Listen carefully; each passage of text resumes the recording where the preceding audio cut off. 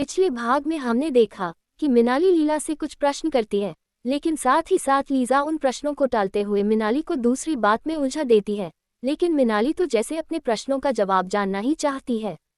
अब आगे, मिनाली सुनो, मुझे लगता है कि शायद कुछ तो छूट रहा है, या ऐसा है जो हम सबकी नज़रों से मिस कर रहा है, कहती हुई लीजा मिनाली को पुकार रही थी। लेकिन मिनाली तो जैसे एक बार पलटने के बाद भी रुकने का नाम ही नहीं ले रही थी। वो ना तो कुछ सुनने को तैयार थी और ना ही कुछ कहने के लिए। लेकिन ठीक उसी समय एक अपरिचित सी आवाज ने कहा, क्या घूम गया है? और इसी के साथ इससे पहले कि वो पलट कर देख पाती, उसके सिर पर कोई भारी भरकम तेज धड़ाम करके टकराए और वो वहीं बेहोश हो गई। थोड़े समय बाद एक बार फिर वह मेडिकल के उसी बेड पर थी जहां कुछ दिनों पहले सौरभ को एडमिट किया गया था। लेकिन तब तक लगता सारे नियम बदल चुके थे। इस बार हॉस्पिटल के किसी भी कमरे को बंदिशों में नहीं रखा गया, लेकिन सीसीटीवी कैमरे की व्यवस्था तो हर बेडरूम में थी और उनके कंट्रोल रूम का प्रभार शुभम आचार्य सर ने स्वयं अपने पास रखा था, क्योंकि शायद वे जान चुके थे कि अब समस्या सौरभ और लीजा तक नहीं वरन और भी कहीं है, जिसे ढूंढना बहुत आवश्यक है।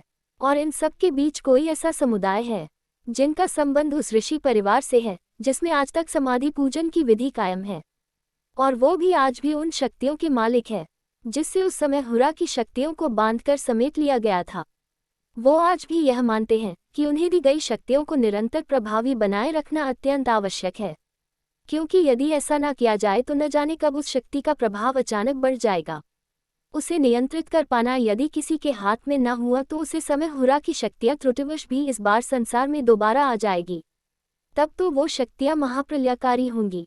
इस बार हुरा प्रत्यक्ष रूप से नहीं वरन अप्रत्यक्ष रूप से संपूर्ण वातावरण में वर्षों से अपने आप को मिलाने जा रहा है। उसने अपना संपूर्ण अस्तित्व तैयार कर दिया, सिर्फ इसलिए कि अब वह किसी एक रूप में नहीं वरन अनेकों रूपों में हर किसी की भावनाओं, मन और उनके शरीर पर कब्जा कर सके। इसलिए वह उस हर घर तक कभी पानी के जरिए तो कभी झरने को छूकर जाने वाली हवा के जरिए उसने हर दरवाजे पर दस्तक दी। इस दौरान जिन जिन को कमजोर पाया उन्हें अपना गुलाम बनाने के लिए उसमें अपनी शक्ति का अंश समाहित करता चला गया। बस हुरा अब इस इंतजार में था कि किसी तरह उन तीनों सिपाहियों को एक बार आज़ाद करवा ले, या यदि यह भी संभव ना हुआ तो किसी भी तरह उनकी शक्तियों का प्रतिरूप ही मिल जाएगा।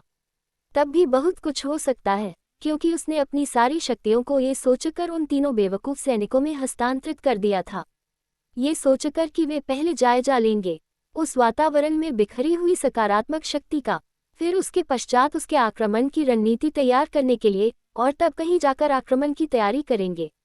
लेकिन हुरा के सिपाहियों ने इसके ठीक विपरीत किया। जिन काम के लिए हुरा ने उन्हें मना किया था उन सिपाहियों ने पहले उसी काम को किया। इसलिए उन ऋषि ने उन तीनों सिपाहियों को उस सरोवर में कैद करके रखा हुआ है, और अब हुरा उन सैनिकों को आज़ाद करने की पुरजोर कोशिश करने में लगा हुआ है। कहानी अभी जारी है, इसका अगला भाग बहुत जल्दी अपलोड करूंगी। लाइक सब्सक्राइब करना ना भूले। धन्यवाद।